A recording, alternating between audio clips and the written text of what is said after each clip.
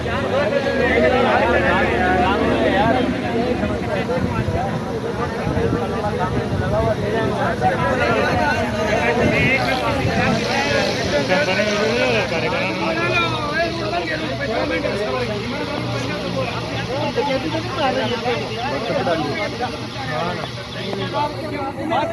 भाईजान international textile company के worker हैं जिनको हाजिरी नहीं मिल रही है। ये सारे जमा है हुकूमत से मुतालबा करने के लिए।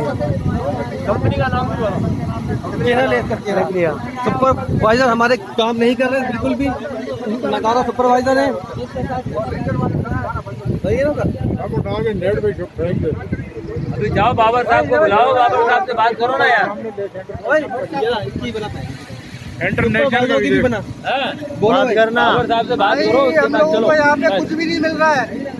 1 महीने का पार हो रहा है, 15 दिन की तनख्वाह भी नहीं दी है इन लोगों ने। भाई हम लोग क्या करें, हमें तो राशन भी नहीं मिल रहा है। हम परेशान हो गए इस कंपनी के गेट के आगे खड़े हुए भाई। दाऊ चोरेंगे भी गांड मराओ जाके। इंटरनेशनल टू लांडी।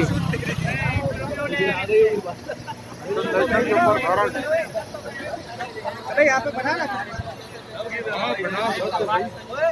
उसके बना 5 नंबर के पुल पे गया था।